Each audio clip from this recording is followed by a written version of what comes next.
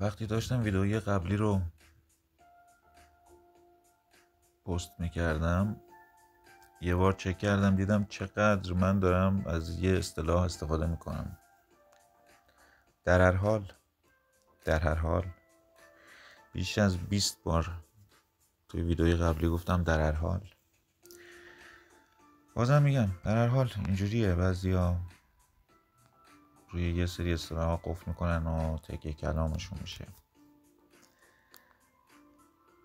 به خاطر یه تماس نتونستم ویدیو رو تا آخر ببرم و تایم فریم پایین تر رو ببینم. اگه میخواین ادامه یعنی بدونیم تا الان چجوری اومدیم تو این تایم فریم، ویدیوی قبلی رو ببینید. البته برای کی دارم میگم؟ این که قرار بود برای خودم باشه، هیچ توصیه مالی به کسی ندارم، چون دوست داشتم ویدیوها رو آپلود کردم که یه جایی تو اینترنت بمونه بعدا برم نگاش کنم. قبلا تحلیل زیاد میکردم اما جسارت انتشار دادنش رو نداشتم. خیلی خوب،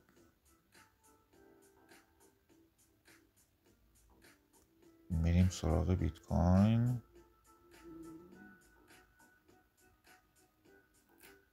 و چه اتفاقی افتاد؟ چارت یه لحظه قطع شد، ترسیدم کانال آخر رو قفل کرد. میریم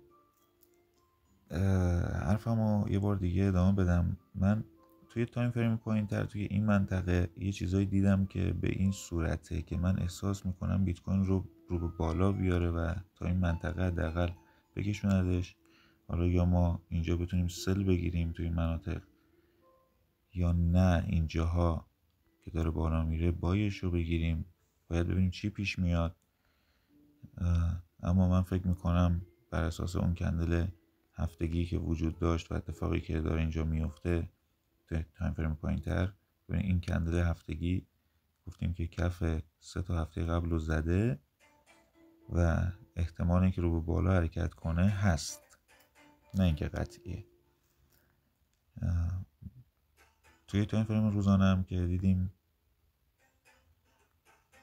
یه حالتیه که شادوی بلندی داره، یا اینکه داره گول میزنه بایرها رو که از بایشون بیان بیرون، یا اینکه واقعیه و داره رو به پایین حرکت میکنه. یه تایم فریم میریم پایین تر ببینیم چه اتفاقی افتاده. بله، اگه ببینیم توی یه کانال، توی یه روند نزولی از زمانی که به 108 برخورد کرد، اینجاها 108 و 200 برخورد کرد، اومد این کف شکسته شد، این کف شکسته شد و اولین منطقه ریزش رو برای ما جا گذاشت. یعنی اینجا بذاریم با مستطیل خوشگل خودم درستش کنم. اینجا اولین منطقه سل واقعی بود که یک FVG داشت. FVG کجا بود؟ FVG از اونجا تا این نقطه بود و اومد پرش کرد و به سمت پایین حرکت کرد. حالا دومی منطقه ریزشی ما همین نقطه هست که این خط رو الان گذاشتم 101 و 500، یعنی این نقطه که به شدت رو به پایین بوده و از این نقطه بوده که اومده این کف ها رو شکسته، حتی این کف رو هم شکسته. ببینید از اینجا چجوری شلیک شده پایین و اینجا اومده کف رو شکسته و یه بازگشت اینجا داد به این منطقه، حالت بریکر تور، دوباره اومد پایین و یه منطقه سل الان جا مونده، اینجاست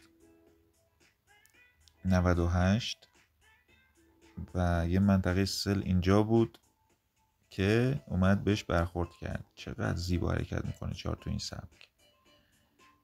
البته دیدنش برای ما زیباست چون یه چیزا یاد گرفتیم. FVG اورده بلاک جذابه برامون.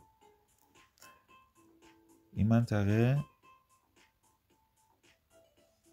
و این FVG باید ریزش میداد چون کف رو شکسته بود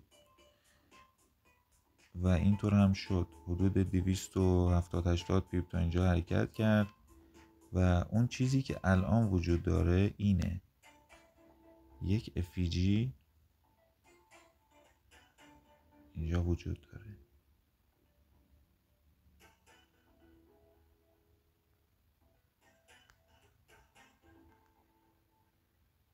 احتمال این که اینو بکشونه اینجا به این منطقه برخورد کنه، حالا تا این فرمون میاریم پایین تر. چرا اینو میگم؟ چون اگه دقت کنیم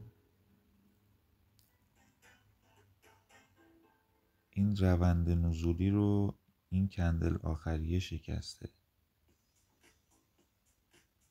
این کندل سبز رفت بالای اونا کلوز کرد و حالا احتمال اینکه این اصلاحی رو بده، یعنی اینجوری بیاد و به سمت بالا حرکت کنه، حالا یا اینجا باشه که بریزونه چون این منطقه هم سل هست، هرچند از اونجا کف زده نشده. ببینید تا اینجا اومده، از اینجاست که کف زده شده. این هم دقیقا به خاطر اینه که این اتفاق افتاد. ببینید قیمت موقعی که اینجا اومد بالا برخورد کرد به این منطقه‌ای که اومده بود این کف ها رو شکسته بود و اینجوری اصلاح رو پایین. حالا از این ور هم داریم میبینیم که سقف رو زده این افیجی و احتمال اینکه از اینجا رو بالا بره هست. یه تایم فریم بریم پایین تر. بله توی 1 ساعته. البته من پیش بینی قبلی خودم درست سر اومد، روی این منطقه بود، اینجا رفت بالا و من پیش بینیم این بود که اینجا باید بای بده و اومد. چون تایم فریمش خوب نبود این همه کندل نگه داشت و سر تایم خودش که نیویورک بود حرکت رو انجام داد، به سمت بالا حرکت کرد و برای دومین بار ببینید اینجا یه بار سقف شکسته شد، اینجا 2 بار و این کف هاند نشد، این کف هاند نشد. یعنی 2 تا کفی که باید هاند میشد هاند نشده، 2 تا سقفی که نباید هاند میشد هاند شده. یعنی یه سری نشانه برگشت توی این تایم فریم ها، یعنی 1 ساعته و 4 ساعته. احتمال این که این افیجی پر بشه و هفته بعد این افیجی پر بشه و هفته بعد رو بالا حرکت کنه هست. احتمال این که این کف زده بشه این کف ها و بعد رو بالا بره هست. و حالا بریم تایم فریم پایین تر، شاید یه نقطه دیگه هم بتونیم پیدا کنیم برای بای گرفتن. 30 دقیقه میکنه. 30 دقیقه هم که بهترین نقطه اینجاست، شفافترین نقطه. و یه دونم هست که من حساسم روی این کندل های آخر و حتی اگه افیجی نداشته باشن. این کندل رو میگم که بدنش رو کامل گذاشتم و یه خط گذاشتم رو اوپنش. اینجا هم یه نقطه هست که استاپش میشه این منطقه و یه کندل دیگه هم هست، این کندل سبز آخر که یه بار البته تاچ شده. حالا بریم تایم فریم پایین تر. نه در این تایم فریم اونجا نه، اینجا همون جاییه که 4 ساعته 1 ساعت 30 دقیقه بای داده بود. اما به این قسمت دقت کنیم، ببینید این کف ها اینا کلی نقدینگی هست اینجا. یا قیمت میزنه به این میره بالا، یا اینکه اگه بیاد احتمال اینکه این کف رو بزنه این کف رو بزنه و این کف رو بزنه هست. یعنی شاید توی این مناطق اینم یک احتماله بیاد اینجا جمع کنه بره بالا. برای صعودی بودن هفته بعد رو میگم. اگه نزولی باشه که دیگه هیچی، رو پایین میاد و همه کف ها رو پاره میکنه. برای سل گرفتن هم توی تایم فریمی که هستیم همینجا ببینیم و همین سادگی میشه این کندل رو سل گرفت. این کندل سبز از اینجا شروع شده شکست، یعنی اولین سلی که میبینم اینجاست که یه جور بریکر هم هست خاطر این منطقه. افیجی هم داره، یعنی حدود 94 و 700 اینا. یه سل یه سلم این FEGه، بدک نیست. بریم تایم فریم پایین‌تر. بله اینجا 5 دقیقه قشنگ یه سل خوشگل داره.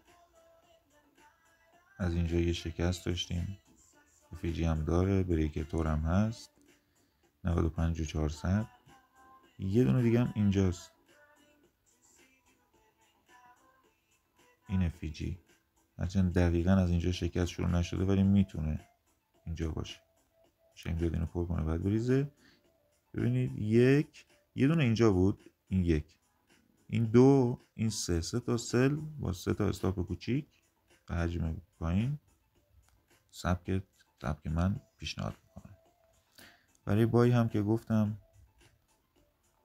بای های نزدیکی که اینجاست که یکم ترسناکه. این نقطه هم هست، ببینیم اوه تو 5 دقیقه اینجا یه دونه هست، یه دونه هم اینجا هست پر نشده، 92,460. این هم از این. توی تایم فریم 4 ساعته گفتیم که سل ها کجاست. یه دونه FEG هم اینجا میبینم. اینا خیلی حساسن، یعنی فقط بریم ببینید این FEG ها چقدر واکنش قیمت بهشون جذاب و جالبه. اگه درست پیداشون کنید کجا شکست ایجاد شده، واقعا لذت میبرید از تحلیل کردن. امیدوارم روند اون چیزی باشه که باید باشه و امیدوارم مدیریت سرمایه اون چیزی باشه که من میگم باشه. این تنها چیزیه که من میتونم به مارکت تحمیل کنم که چقدر میتونی ازم پول بگیری. چیزی دیگه قطعیت نداره. اینو میشه قطعی کرد. من روزی 4 تا ترید میزنم، مثلا روی حساب $10,000 4 تا $50 $200، نه بیشتر نه تعداد ترید بیشتر. 4 تا ترید، تارگت هم $100 $150 200 250 دیگه، هر چقدر کرمته میتونی بذاری. از این به بعد کلی تحلیل قراره بذارم، چارتای مختلف رو به همین سبکی که دارم جلو میبرم به خاطر آینده خودم. هر کسی که داره صدای منو میشنوه، این ویدیو رو میبینه، دوست دارم همیشه حالت خوب باشه، تنت سالم باشه، هوای خودتو داشته باشه. ما به هم نیاز داریم.